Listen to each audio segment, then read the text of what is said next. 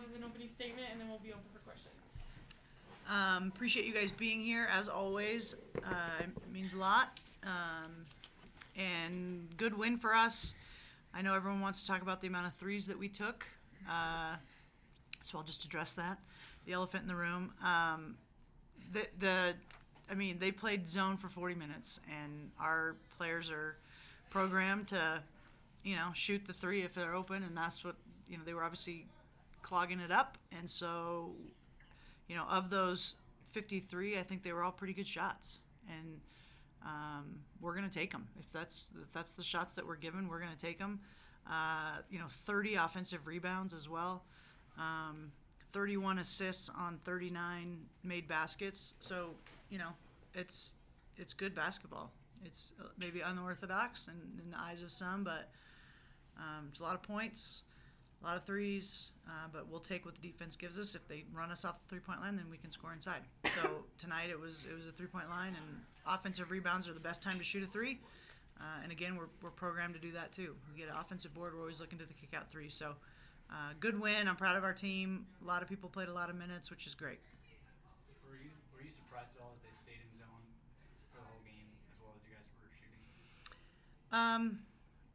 Yeah, I don't know if they thought maybe they couldn't keep up with us in man, or they're worried about Pili or what.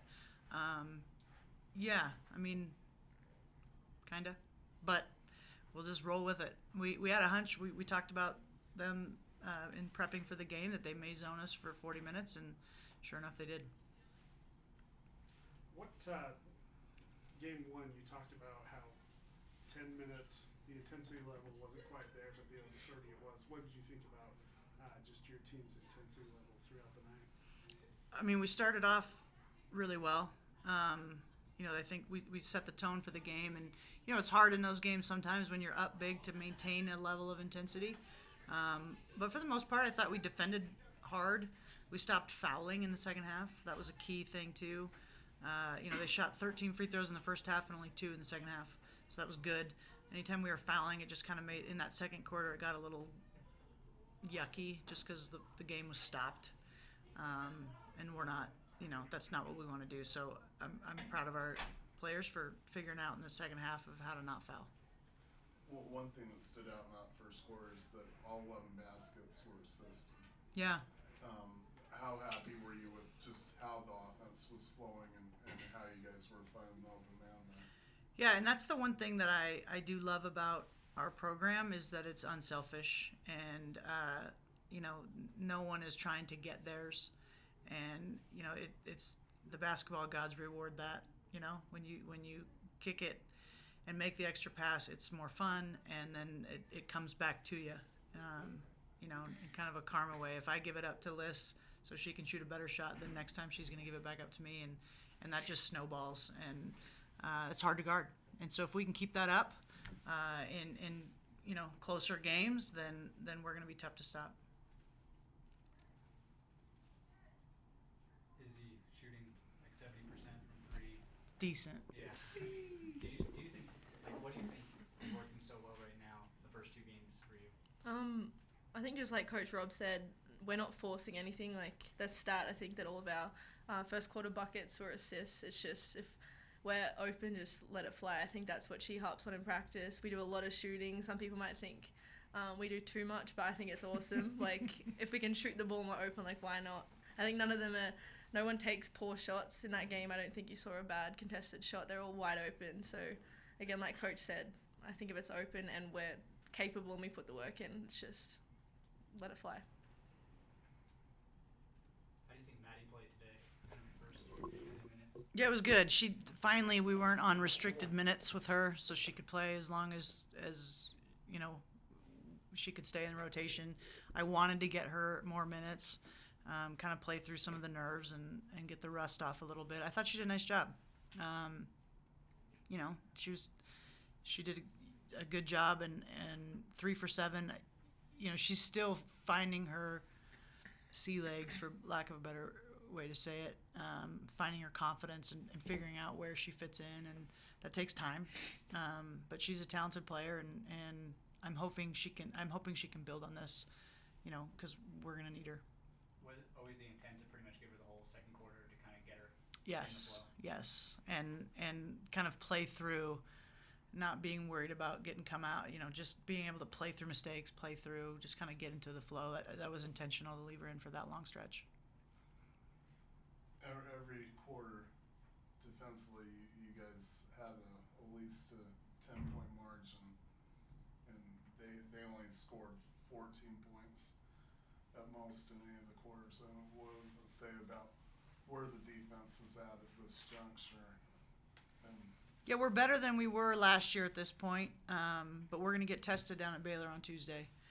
They've got some great players and individual scorers, and they're a good team, and they're well coached.